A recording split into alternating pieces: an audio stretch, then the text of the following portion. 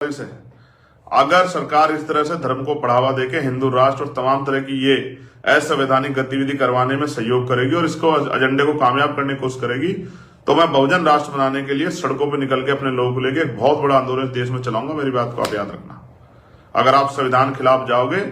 चंद्रशेखर आजाद का एक वीडियो इस वक्त जमकर वायरल हो रहे, जिसमें चंद्रशेखर आजाद जो है सरकार को चेतावनी दे देते जो अगर इसी तरह से हिंदू राष्ट्र बनाने के लिए लोग सड़कों पर उतरेंगे और संविधान के खिलाफ इस तरह की यात्रा निकालेंगे तो हम बिल्कुल भी चुप नहीं बैठेंगे। सरकार को इस चीज़ की बढ़ावा जिस तरह से सरकार दे रहे इसको रोकना होगा। अगर नहीं रोके और इसी तरह से सरकार इसको बढ़ावा देते हैं तो सरकार ये ना सोचे है जो हम चुप बैठेंगे।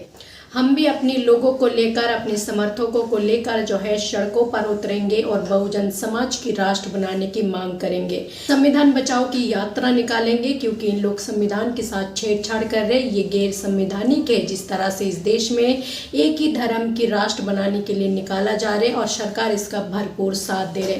तो चंद्रशेखर आजाद जो है पूरा चेतावनी दे दिए सरकार को और उन्होंने कहा है जो इस तरह की हिंदू राष्ट्र और इस तरह की जो नफरत फैलाने की, देश को बांटने की कोशिश कर रहे हैं, देश को हम ऐसी जोड़कर जाएंगे जो इनको 100 साल लग जाएंगे इसको तोड़ने में और नफरत फैलाने में।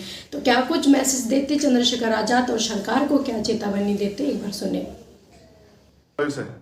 अगर सरकार इस तरह से धर्म को बढ़ावा देके हिंदू राष्ट्र और तमाम तरह की ये असंवैधानिक गतिविधि करवाने में सहयोग करेगी और इसको एजेंडे को कामयाब करने की कोशिश करेगी, तो मैं बहुजन राष्ट्र बनाने के लिए सड़कों पर निकल के अपने लोगों को लेके एक बहुत बड़ा आंदोलन देश में चलाऊंगा। मेरी बात को आप याद रखना।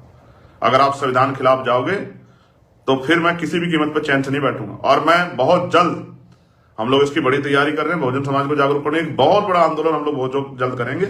चाहे उस आंदोलन को रोकने के लिए सरकार मुझे फांसी चढ़ा दे, गोली से भुनवा दे, जेल भेज दे, मुकदमे कर दे, कुछ कर दे। मर तो मैं उस दिन गया था जब 28 जून को मुझे गोली लगी थी, उसी दिन मर गया था। अब तो मैं मेरा पूरा जीवन बहुजन समाज के लोगों को मुख्य धारा में लाने के लिए है और हमारे महापुरुषों का सपना, जब उन्होंने अपने 4 बच्चे कुर्बान किए, अपना जीवन कुर्बान किया, अपने खुशियों के सारे पल कुर्बान किए, उनके जो अधूरे सपने रह गए उनको पूरा करने के लिए मेरा जीवन है।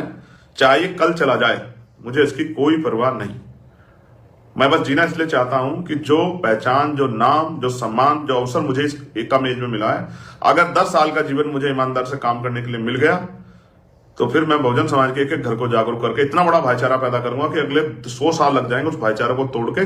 जो काम सम्राट चंद्रगुप्त मौर्य ने किया था, जो काम सम्राट अशोक ने किया था, उसी काम को पूरा करने के लिए हम लोग दिन रात मेहनत कर रहे हैं। मैं आपको ये बात ये चंद्रशेखर आजाद की संदेश है, सरकार को चेतावनी है।